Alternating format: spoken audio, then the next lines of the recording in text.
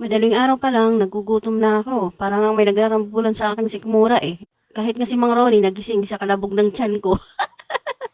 Sabi ko nga sa kanya, ayaw mo nun, may alarm clock ka na. Kaya yun, kaysa matulog pa siya, bumangon na lang dahil sabi ko sa kanya, may junior na siya. Joke lang! Pero malay mo naman, yung joke ko na to, magkatotoo.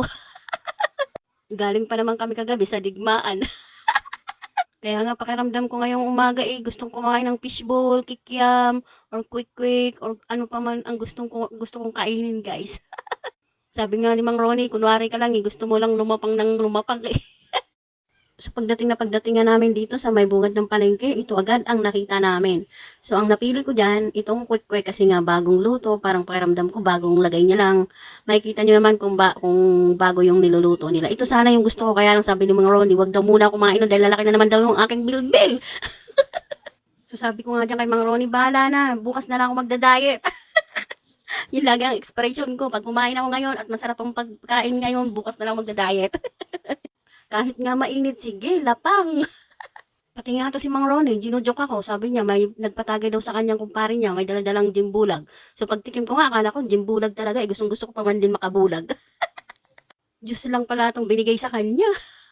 So sabi nga ni Miss Bago, ito, tig-isa pa kami para matanggal daw yung gutom ko. Naiba na naman tuloy yung nasa utak ko. Parang gusto kong uminom ng jimbulag. So ito nga guys, ito si nanay na nakasalubong ko. Inaalok niya ako ng sitaw. Bumili na raw ako para buhay na maro daw. Sabi ko nga sa kanya, sige bibili ako para rin makakain din kami ng adobong sitaw. Inaabot ko na nga itong 1,000 pambayad ko kay nanay. Sabi niya sa akin, wala pa akong barya madam dahil buhay na maro ko kayo. Sana nga ako madam, manamdamin pa lang kasi ako kayo ni.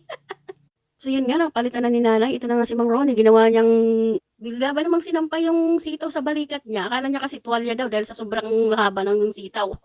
So ito na nga, dumaan muna kami dito sa bilihan ng itlog. Ito yung kasi yung binibilihan ko lagi dahil mas mura na, maganda pa yung nagtitinda at mabait pa.